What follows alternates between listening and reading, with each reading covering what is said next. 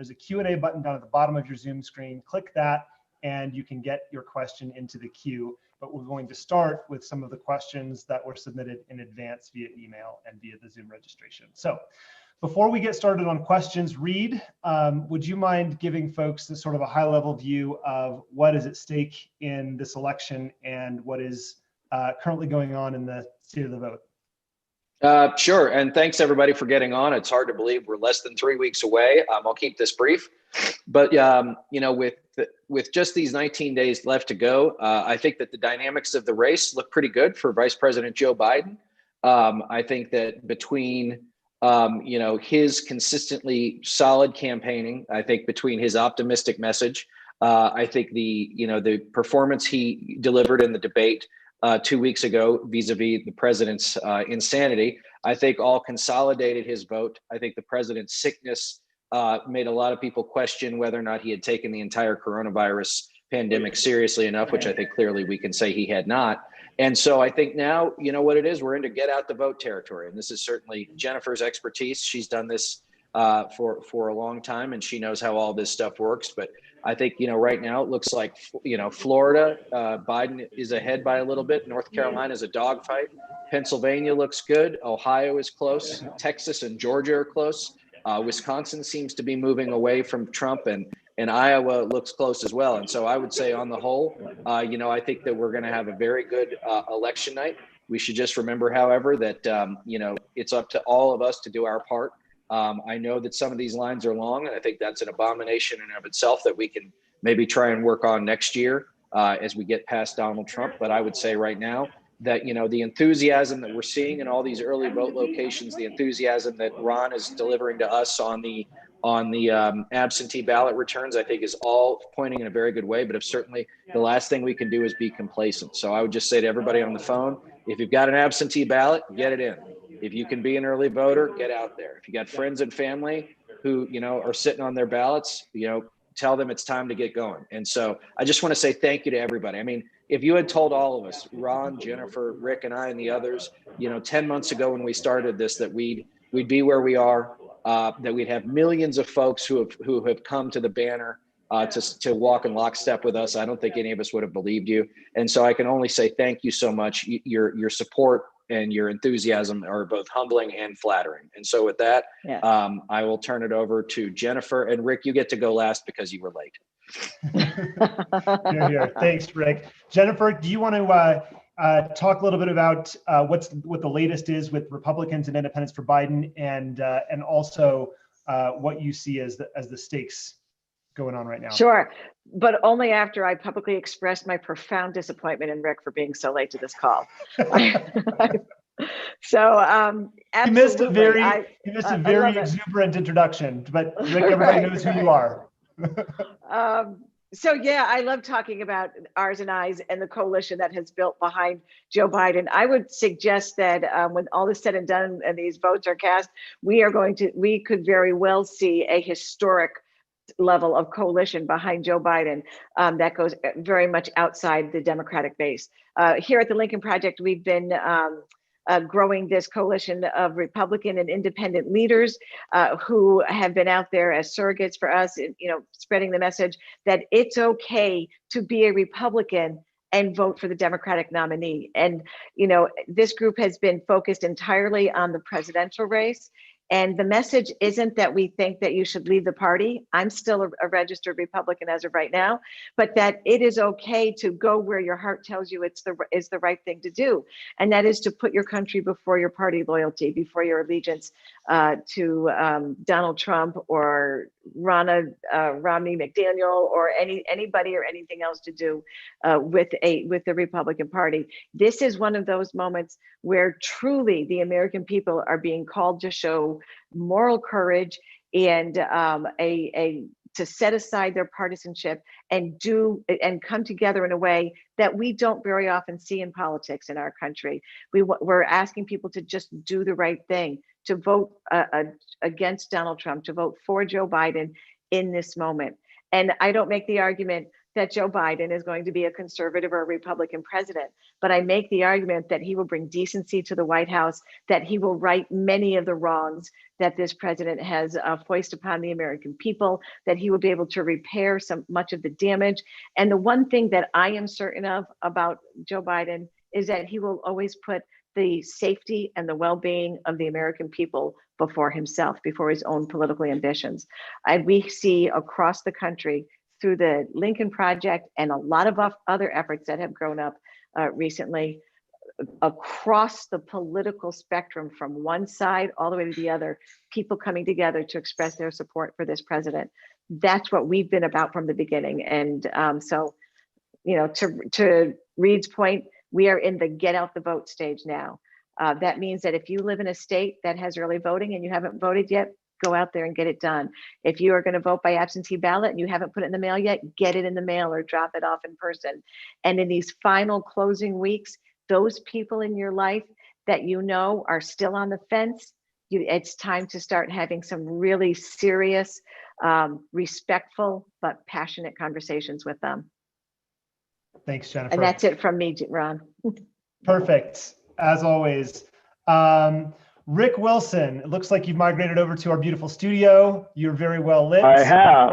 I have. Would you, before we get into the question, I need all the help. I need all the help I can get with lighting. Let me say that much. Before we get into questions, would you give folks a bit of a preview on what we should expect to see tonight from Trump and Biden at the town halls coming up in just a few hours? Well, look, folks, I think you're going to see Donald Trump as a president who is desperate. He's flailing. He spent his day today, instead of campaigning to convince people he should be given another 4 years, attacking Twitter, attacking hosts on NBC, attacking Comcast. This strikes me as an unusual and I think unusually ineffective messaging situation in a nation that has 227,000 people who have died from COVID, where we are seeing field hospitals set up in Wisconsin to take COVID deaths and COVID cases, where we are seeing an upsurge across the country in the economic anxiety of COVID, with the end of forbearance on mortgages and foreclosures. We're going to start seeing people economically dislocated. We've seen 8 million Americans plunge into poverty in the last 90 days. So what you are going to see tonight is a president in denial. He's going to go and try to recapture the old showmanship. He's going to try to recapture the idea that he is beyond consequence and accountability for his failures. And I don't think it's going to work. I think with Vice President Biden, you're probably going to see the mirror image of that. He is a man now who knows that the presidency is in sight. He's going to be confident. He's going to be cool. I suspect he's going to be offering a lot of outreach and affirmative messages to independent and Republican-leaning voters. And I think he's going to end up, you know, I think the contrast will be very stark and very abruptly very clear, because, you know, Donald Trump, since he returned from Walter Reed, has not exactly been the picture of mental stability. He's all over the place. And we know from our sources in both the campaign and the White House, it is pure chaos. There is no there. There is no one who has got their act together. You know, we heard from one kid today who works in the campaign that their campaign credit card isn't working anymore. This campaign is out of ideas. They're out of money. They're out of time. So Donald Trump is desperate. He's going to bluster a lot tonight. You shouldn't let the bluster get to you. You should look at this as an animal that is, you know, that is trapped. He won't do the right things for the country because for him that's gnawing his own leg off to get out of the trap. So he's going to keep trying to come up with craziness. He will try tonight. I just want to counsel everybody tonight. He's going to say over and over and over again, Hunter Biden, Hunter Biden, Hunter Biden, cocaine, Hunter Biden. This is the weakest sauce I've seen in politics in a long time. And I'll tell you what's interesting. It's not Hillary's emails this time. It's not working. It's not working the same way it did before. The magic is gone. The mojo is faded. It is going to be a big mess. Don't get swamped into getting upset about how Donald Trump's saying bad things about the Bidens. He's going to do that anyway. Watch what you're not seeing. You're not seeing a turn, an articulation, a way to try to recapture voters in the middle, a way to try to win back the voters that Jennifer is so very, very talented at identifying and persuading, those suburban independent and suburban women. He's not going to offer them a way back. Like, last night was a perfect example. This is a guy who came out on national television and said, "Suburban women, will you like me?" This strikes me as a suboptimal strategy in many ways. The answer is no. No. Yes, the answer is no. Yeah. Hardest of no's, Donald. But so what I think we're going to see tonight is you'll see a lot of chaos with Donald Trump. You'll see a lot of wild accusations with Donald Trump, and I think you'll see I think you'll have an understanding by the end of the night of just how desperate Donald Trump is. Hey, Ron. Yeah. Is there any chance we could show them the thing? The thing? The video. The thing. Can we show them them the thing? We can show them. Why don't we show them the thing? Let's show them, but you guys have the town hall. Maybe 10 minutes or so. We'll do it as an intermission. That's fine. We'll do it as an intermission. Okay, we'll do it during intermission. Cool. Cool. CJ, if you could get that thing ready for me, that'd be great. Listen, if you guys are going to be on a town hall with us, you might as well see the thing. And I know it's not the other thing. It's not Donald Trump's nudes. It's not. I promise you. Come on, Rick. It's going to be very fun. Reed, by the way, as Donald Trump's credit card is getting declined, literally and metaphorically, Joe Biden has something like $600 million to spend in the next couple of weeks. Is that accurate? Well, his finance report showed that he had north of 425 million cash on hand at the end of, so as of 2 weeks ago. Right. And we should make an assumption that certainly they're spending, but they haven't stopped raising. And so I would say that I don't even know what the right metaphor is. And we're great at metaphors to describe how much money it is to spend in the next 19 days.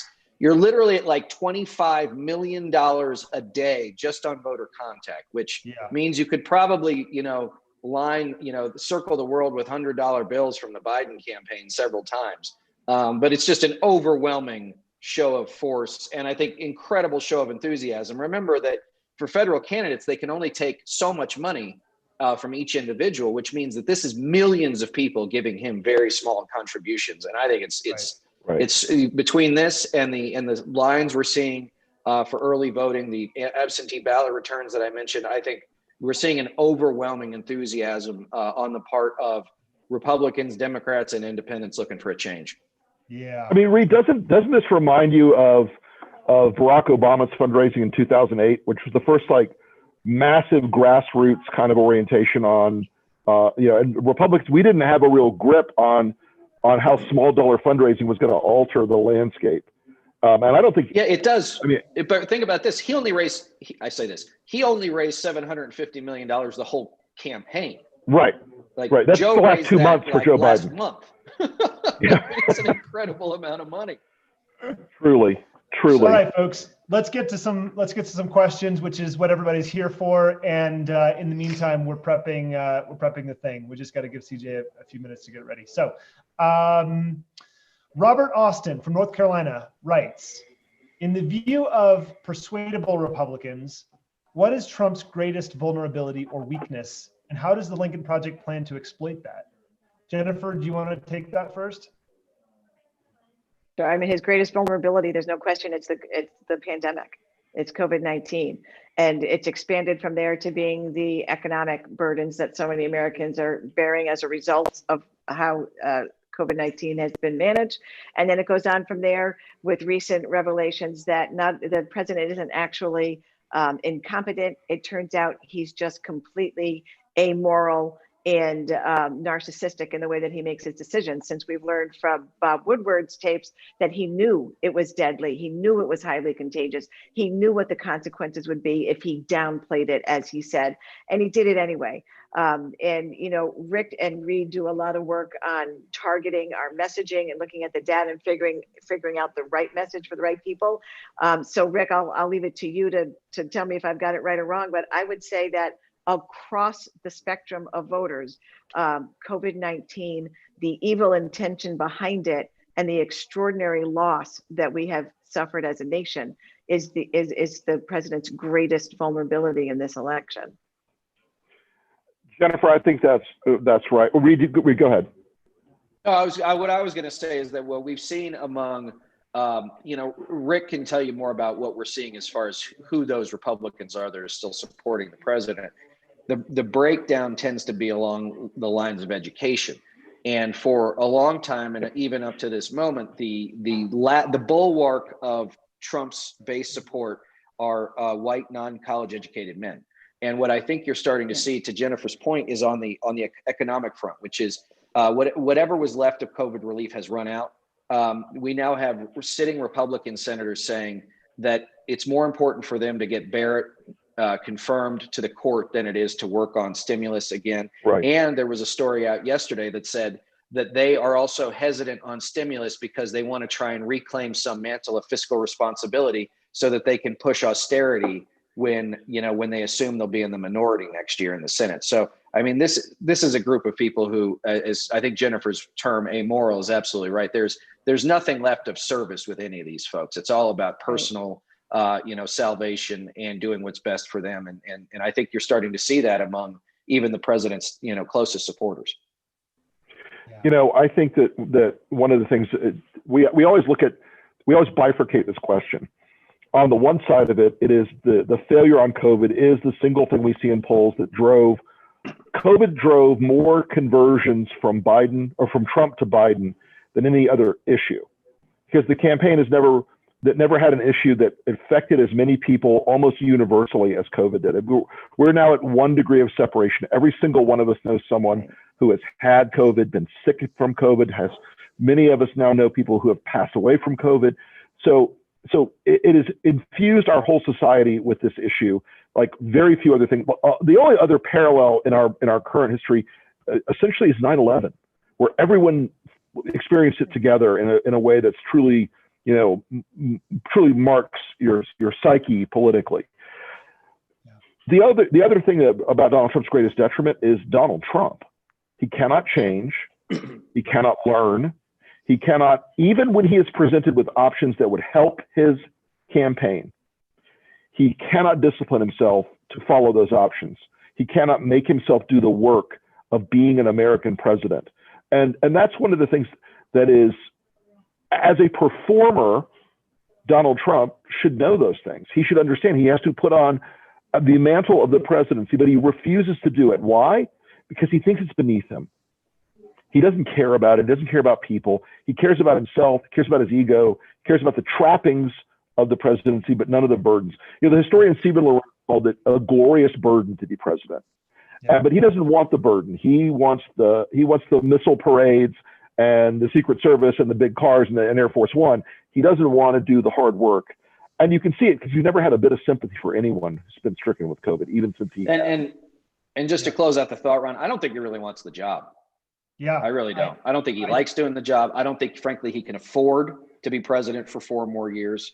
Yeah. No. Either from a financial perspective or from a health perspective. Yeah, I think it's only the fact that he can't see himself as a loser that even has him out there anymore. Well, Yeah. I would add to that, Reed, I think that he likes the legal protections that he has managed to create for himself in the Very job true, as well. Jennifer. You know what? That's exactly right. He figures as That's long as he's in the White House. That's the biggest perk. Right. That's the biggest perk. For sure. Yeah, it's always been about the entertainment and not about the actual substance of the job. He's an entertainer. And as a matter of fact, that's exactly, I sat down with Carly Fiorina last week, and the podcast episode just dropped, what's today, Thursday? Yesterday. And that was her primary point. And she's now decided to vote for Joe Biden and endorse Joe Biden on Fox News.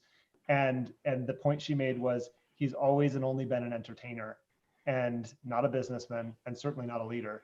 And for her. And I think, yeah. Wow, I'm excited. I'm excited to hear that one. I'm excited to hear that, Ron. That's a great guess. Carly's a conservative Republican. She is a genuine conservative. So that's going to carry weight. She might be one of the most conservative people we've ever had on the podcast. And to hear her talk about character and leadership as essential to the office of the presidency and how he has none and never has, it was really important, I think, for a lot of conservative voters to hear. And so, I'm grateful to her and really excited that she took that stand. So, Okay, I've got the thing almost ready, but I want to go to another question while I get it ready here. So let's do Richard Muller from California, who writes, after Biden is declared winner, how do we protect the US from the wrath of Donald in November and December? Can the Republican senators be persuaded to hogtie Trump or even get him to resign before January, as they can no longer benefit from supporting him? Rick, what's your read on that? They never will. They will pretend that Donald Trump is a special snowflake until the last second and has to be treated with great delicacy, and that he was the greatest president since George Washington. You will see a few of them try to start to sneak out from under him, like Ben Sass, has publicly started to say a few more things critical of Donald Trump. But the problem is, every single one of them, every last man and woman in the Senate, voted to exonerate him on the key vote, except Mitt Romney on one of the two key votes. These people have all, as Reed loves to say, and correctly so, they bought the ticket, now they're going to take the ride. They will not constrain Donald Trump in the interregnum between Election Day and Inauguration Day any more than they have constrained Donald Trump in the 4 years he's put this country at massive risk. If they were going to take a moment and say, wow, this is the crisis of our time, they would have marched into his office when COVID started to truly tear this country in two in April, and stamped in their feet and said, Mr. President, cut this shit out. This is not how a president behaves. You got to face this crisis. You got to be serious about it. They're not going to do a damn thing.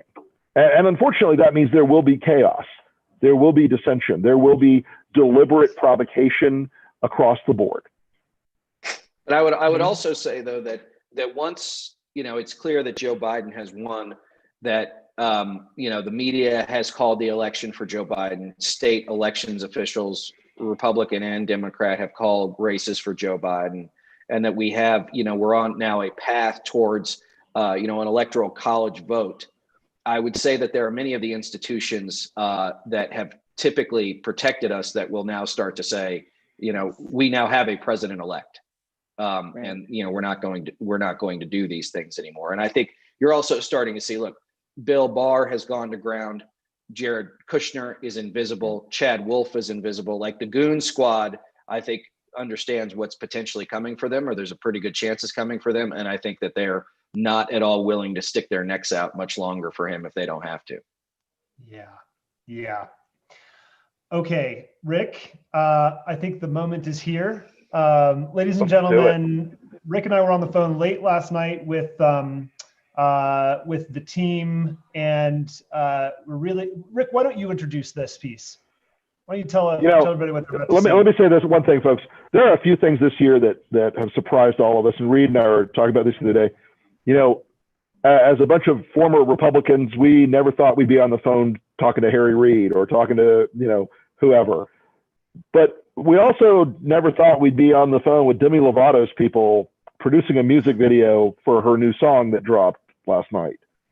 So without a whole lot more ado on that, we want to play this for you guys because we thought the lyrics that she did in this song and the anthemic quality of it really matched the moment that we're in right now. And we hope you guys find it as exciting as we did making it.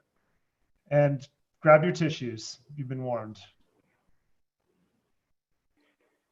You guys. Darn good work, Rick. Man. Well, it's like 5 times, 6 times now. Yeah, our editors really they burned through the night and they really delivered, and we're proud to be associated with Demi on this. It was a moment that we thought really captured it. So I hope you guys enjoyed that. It should be, I guess we're going to release it pretty soon, aren't we, Ron? I believe it should be out on our social media channels now. If it's not, it will be out very soon. So you guys just got on the very first look at that. So, God, I still have chills. Okay, let's go back to our questions. I'm going to go to Sandra McAndrew from California, who writes, are there any plans to help voters in Texas, given the governor has limited ballot drop-off boxes to 1 per county? Reed? Well, so there are 254 counties in Texas. About 240 of them have very few people in them. And so, if you live out in far West Texas and there's only one drop box, that's not probably all that big a deal. You drive a long way anyway. If you live in Harris County, Bexar County in San Antonio, Travis County, Dallas County, it really does have an effect. And I think that it is, as someone who went to high school and college in Texas and worked, for George W. Bush when he was governor, and I believe Abbott was a Supreme Court justice there, to see where he has decided to end up in his political career, I think it could not be more of a disappointment. And folks only do this when they're worried about losing. They don't, nobody makes it harder to vote when they think they're going to win. And so I think that, these are tactics that are specifically aimed at those folks who, are communities who are typically underserved by the electoral process, communities of color, the elderly, and those folks who, may have a harder time, getting from their home, especially given the pandemic. We filed an amicus brief with the Fifth Circuit against Abbott's actions with the plaintiffs. They went against us, unfortunately. However, I did see today that a Texas state judge had enjoined, Abbott's attempt to keep one drop box per county in place. So hopefully we'll see what happens there. But I would say that it's just the height of disappointment. We're seeing it in Georgia. We saw it in Kentucky. We've seen it other places. Again, political parties who believe that they have an even playing field or a chance in the battlefield of ideas don't do things like this. Only people who believe that they have lost the argument now make it harder for those that oppose them to participate. And I think we're seeing that a lot of places, and I think it's an abomination.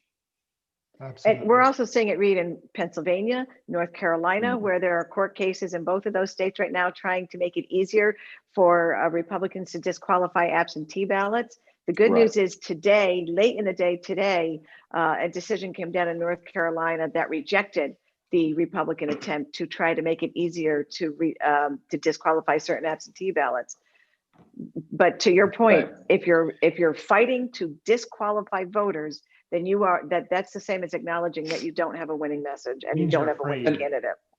And I would say, Ron, is when we defeat Donald Trump and we defeat all his aiders and abettors, I think that one of the things that we will be highly focused on going into 2021 is fixing some of these foundational issues. Right. That these are problems that pop up cycle after cycle, year after year, and they're all man-made, right? None of them are like by happenstance. And they've been building this framework for a very long time, and it's going to take a lot of work to dismantle it.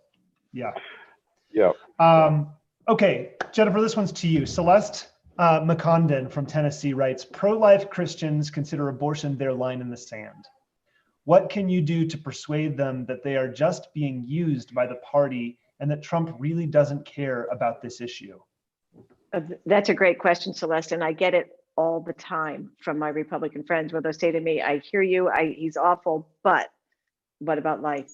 And it has become a fairly easy question, frankly, for me to answer.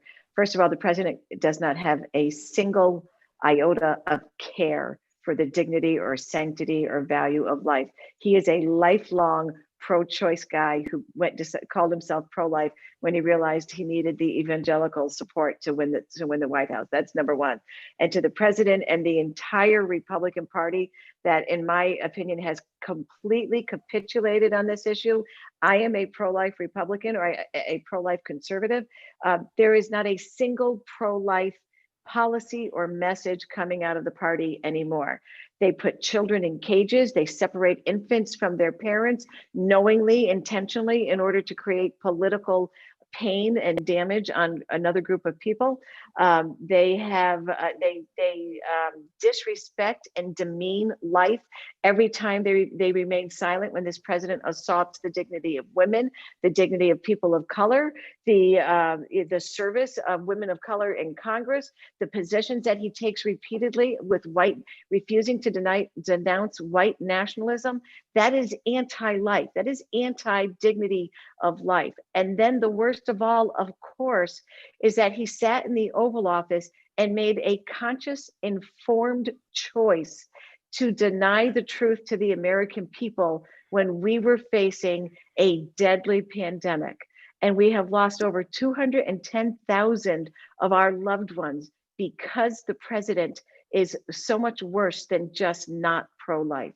So I hope that that is an argument that will persuade the people in your life that are still hanging on to that idea. This president has never been and will never be pro-life. And I'll tell you really feel, Jennifer. Yeah, that is right. You know what, Rick? Jennifer, let me tell you, you know what? That's what I love about you is you just lay that out. I am so offended by the idea that there are people out there who actually believe that somehow their conservative or Christian principles are being protected by this indecent, inhuman man in the White House. It is not happening. It is never going to happen. Joe Biden, while he remains a politically pro-choice, he's actually a man who goes to church every week with his family and tries to live his faith in his personal life. Donald Trump demeans that every day. So for Trump to go out there and try to tell all of us that, all of you Christian voters, you evangelical voters, you pro-life voters, you need me. Crap, we don't need him. He has destroyed the conservative credibility on this issue. And I think, you can't really talk about the issue of life without talking about the devastating toll that his failure to respond to COVID-19 has had on the senior population in this country. And we saw that in the massive, massive tectonic shift in his support among seniors just in the last week.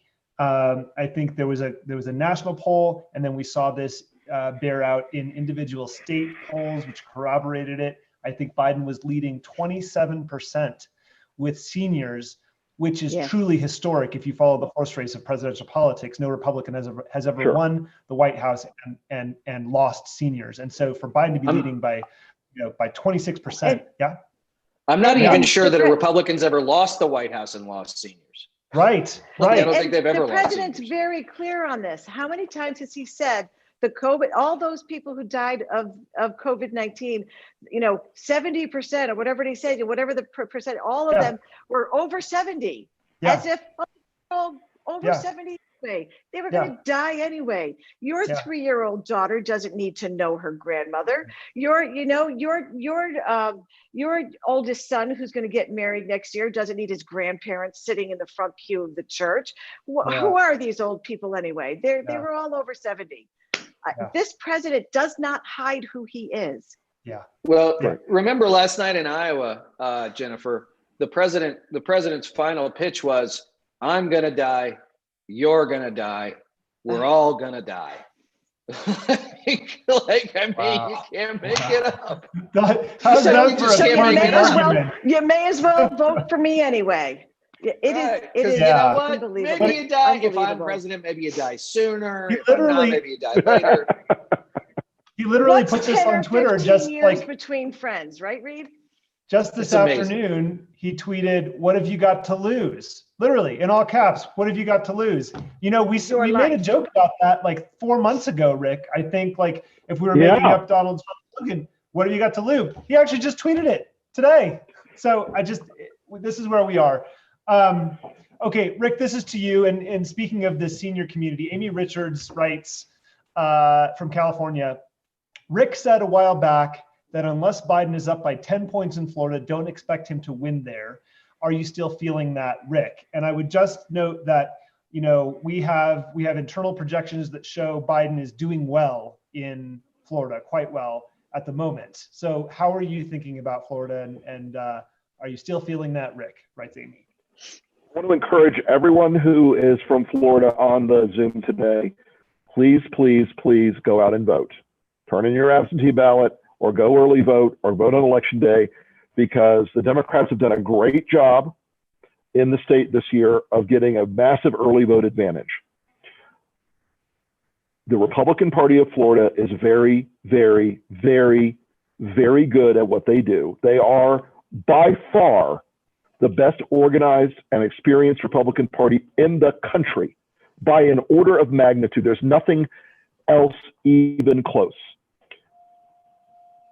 if Joe Biden is not showing a major lead on election day, people are going to be shocked at the turnout that Trump is going to push out there and Republicans will push out on the day of. I lay awake at night worrying about my home state, guys. We've done a lot of work there, but to be active in Florida, me too. But just because it's Florida, right? Yeah, exactly. It is the Florida of Floridas, and folks, it is a state where all elections are close. If you take the last 30 years of presidential elections, you know what separates the two parties? If you add up all the Democratic votes and all the Republican votes, 30,000 votes. It is going to be close. It's always close. Statistical leads in Florida and polling leads in Florida for Democrats almost always mathematically run 6 to 8 to 10 points behind, depending on whether it's a presidential or a Senate or governor's race. You've got to be in a strong win position in Florida. You've got to be way up, because on election day, the Republicans will turn that vote out, and they will turn it out in scale. And look, this year he's losing seniors. He's having a lot of drop off in key groups. We're trying to drive a drop off in 4 key groups in Florida. We're trying to drive a drop off among seniors, which we are being successful at doing. Ron and Jennifer are very well aware. Ours and I is working there, our digital team, our media team, to push senior voters to Joe Biden's camp, or to push them into neutral. We'll take neutral. We're also working very hard to communicate with Puerto Rican voters in the Orlando metro area. We want to try to get as many of those 200,000 voters as we can, because we want to offset the strong Cuban vote for Trump. Biden's campaign waited too long to go down there and just kick the hell out of this ridiculous socialist idea that Joe Biden is going to put on a black beret and seize the means of production. We are going to push into the Cuban vote a little bit. We're going to make sure that they understand that the person in this race who's most like Fidel Castro ain't Joe Biden, it's Donald Trump. And finally, we're working in Florida to communicate with veterans and military families from the Panhandle through Tampa, Jacksonville, down along the Space Coast. Those folks have been very receptive to the message that Donald Trump looks at our military servicemen and women as suckers and losers and babies and dopes. So those are the 4 areas we're pushing in Florida. But if you are a Florida listener, join our Florida Facebook group. We're activating a very large group down there. We're doing a lot of voter contact and voter outreach. We can use you as volunteers to work phones, to send notes, to do the voter contact stuff we've had to reinvent because of COVID. If you can do that, we would be very, very appreciative. You know, the live contact with a human being really does move voters. It really does. TV ads are great. You got to do them. And radio ads are great. And you got to do them. And digital ads are great. And you got to do them. But, you know, this year we can't go knock on doors. Yep. So a personal email, a personal handwritten note, a personal phone call, those things can help convince a fence-sitting voter to jump to Joe Biden. And we're really hopeful, especially if you're in Florida or any of our swing targeted states, that you will be engaged in that effort. Thank you. Yep. And if you're wondering about how to get involved in exactly what Rick just mentioned, LincolnProject.us, and you can visit our action center. No matter what state you're in the country, there is something for you to do, and you can go there to find your menu of options specific to your state. We may still have the postcarding program up and running, but because of the mail lead times, that window is very narrowly closing. So if you're interested in doing that, I would suggest you go very quickly to the website and request your postcards. And like I said, LincolnProject.us/ you know what, just go to the website and it's in the menu. I know that we're running a little bit behind, but that's because we started a little bit behind. So I want to get to at least 1 or 2 more questions quickly, because we've got quite a crowd tonight. I think there's been about 7,500 or so of you sticking with us tonight. So thank you for being with us. James Borman from Texas writes, I am 67 years old and have been a Republican my entire adult life. I hate to say, however, that I do not recognize this Republican Party. Do you have a plan to get the Republican Party to understand that the party has to be rebuilt, and the colossal mistake of adopting and supporting Trump has destroyed it? Trump is not a Republican. He is an egotistical, maniacal dictator wannabe that has terribly hurt this country. This can never be repeated. Reed, and then Jennifer, you want to try that? I think we'll continue to remind people how the Republican Party and Donald Trump have become one, and how we're going to see a bunch of the folks who will remain in office, next year in Washington, D.C., as Rick likes to say, we'll try and run Trumpism through a car wash and make it look better than it is. I think our end of it is more making sure that people understand the danger of Trumpism and how far from traditional American politics it really is, how authoritarian in nature and at its basis it really is, and how it is not, it no longer represents what I would consider to be a qualified or credible center-right party in this country. I think there are a lot of folks out there, a lot of the friends we work with every day who are dedicated to taking that party, reshaping it and making it into something that is positive and, maybe not what it was before, but something that it can and should be for the 21st century. But I think for now, ours is probably going to be one more of making sure that every voter who needs to know what these folks are who have stood silently by as Trump has done what he's done both to that party and to the country are held to account for their actions and inactions, frankly. Yeah. Yeah, Jennifer? and I wouldn't add a lot to that other than to say I'm also a lifelong Republican who feels the same way that you do. And, to our questioner, I'm sorry, I've already forgotten his first name from the beginning of the question. Age is kicking in here. James Borman. Thank you, James. I feel exactly the same way you do. In fact, I have a fairly extensive piece coming out in USA Today tomorrow that addresses exactly this issue. And what I would say from my perspective personally as a conservative and as somebody who's part of the Lincoln Project is we are a pro-democracy movement. We are a pro-constitution movement. And if the Republican Party is going to choose not to be part of that, then it's not going to be my responsibility to rebuild it. I think it is really important that we have an arena, a political arena in this country that respectfully brings differing ideas to the table to be debated and to make the argument for what you think is right. And I think we need conservative voices and liberal voices and a return to problem solving instead of making people we disagree with our enemy. But the Republican Party has played such an active and dangerous and damaging role in what is wrong in our country. It's on them, frankly, in my opinion. If they want to rebuild and they want to find a place, a credible place in the political discourse in this country again, they have to make choices. They have to make changes, and make no mistake that unless they believe that they will forever lose elections and power by sticking with the path they're on, they will not make a change, which is another reason why it is so important that the defeat in the election this year is overwhelming. Yeah. Yep. Really well said. Okay. One last question.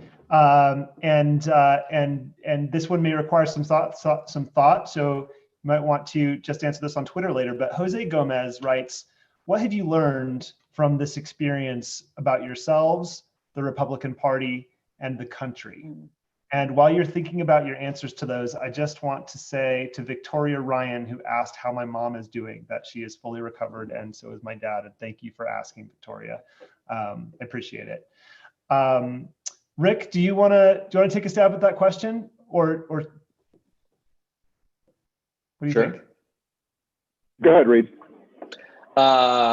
What have I learned about myself? I think that if you do something you believe in and that you love and that you love the people you get to do it with, getting out of bed every morning is a very easy thing to do, and you sleep well at night.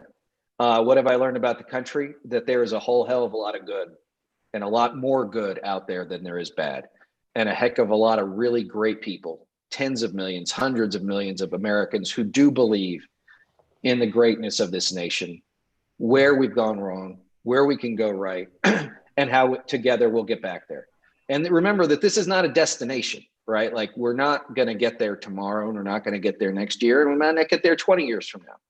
But if we're agreed on where we need to go, even if we disagree on how we get there, if we at least agree on where that destination is, what those goals are, I think we're in a hell of a lot better stead than we have been in the last few years. And I think that we're going to learn, I hope, when Donald Trump is resoundingly defeated, that he was a terrible and frightful aberration, but that he was also one hell of a wake-up call for this country, and one that we needed because, frankly, we'd taken it too far for granted for too long.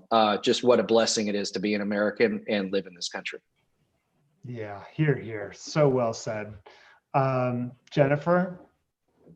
I can't add a lot to that. It's I know, almost exactly what I would- that's really tough to follow. almost Rick, do you care to exactly what try? I would- They save it up. They make me save it up for once a day. I think that, I think that you can encapsulate part of what you said in Abraham Lincoln's famous "Right makes might" speech, which is where we began in February. And I think it's hard to believe. It's hard to believe, but it's the last time I saw Jennifer in person. Right? But I know you miss me, Reed. I know you did. I do. We all miss you, Jennifer. Soon we'll be reunited. Soon. I think we've learned that was indeed true, and Yes. we've seen that come to fruition throughout the course of these last 9 months. And You know what I would say, Ron, what I would add to that, and I think that this is really what Reed was saying, is that what I have learned, and I think this is something that we've all always known, but has become so clear, is that the strength of our country does not lie in our politicians. It lies in the people. It lies in our neighbors. It lies in our communities. It lies in each one of us. And that when we do all come together and put, our voices and our effort and our strength into a common worthy goal, we move our country forward in the most patriotic and beautiful manner that we possibly could. I just would add to what Reed said by saying I am incredibly grateful to have had the opportunity that I've had with the Lincoln Project, but mostly because of the millions of people who are coming to this effort and that I know are going to stand with us on Election Day. Yeah. And we've only been doing this because it's because of you all who are watching tonight and contributing and fighting right alongside with us. And we are all truly very grateful to you for helping make this happen. So I think that is a really good place to leave it. Jose, thank you for that question. A very thoughtful question. Truly. Before we go, I mentioned this earlier, you can sign up on the website at lincolnproject.us to learn more about what you can do to defeat Trump and Trumpism. In November, we're 19 days away, and this is crunch time, folks. There's a link right there in the chat. And we also have a great new episode of the Lincoln Project podcast that I mentioned earlier on that dropped with Carly Fiorina yesterday. You can subscribe to that and download. I think it's episode 46 or 47. So there's lots of good stuff there if you're interested. On Apple Podcasts, Google Podcasts, anywhere you get your podcasts. Reed, would you mind just offering some closing remarks to everyone, helping land the plane here before we go? Sure. First, thanks, Ron, as always, for helming the ship here, and Jennifer and Rick for joining me, and CJ for doing all the hard work behind the scenes. And to the thousands of folks who've joined us tonight, thank you so much. We would not be here, as Jennifer said, without you. There are millions of us now, who are marching forward towards November 3rd, and I think to victory. But that does not mean that, the work here isn't going to reach a fever pitch as we get through these last 3 weeks. So again, as I started with, if you haven't voted and you can vote, get out there and do it. If you have friends and family who can get out there and do it, do that. If you have friends and family who are compromised, from an immune system perspective, figure out how you can help them get their ballots in. Right. But don't let anything go to waste. Don't take the last 2 weeks off. This is, as our partner in crime, Schmidt, likes to say, the most important election we're going to have in the last 150 years. Like, let's not blow it this time, right? We have the opportunity. Victory is in our hands, and let's go grab it. Yep. And we are with you. Do not stop pressing forward, folks. I am always reminded of my favorite quote from Ulysses Grant. It was actually a letter to his father. And he said, there are two parties now, traitors and patriots. And I want forever to be associated with the latter. And I truly believe the stronger. You are all patriots. You are all in this fight with us. We appreciate you more than we can say.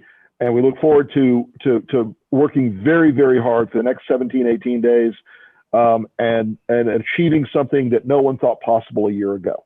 Thank you, everyone.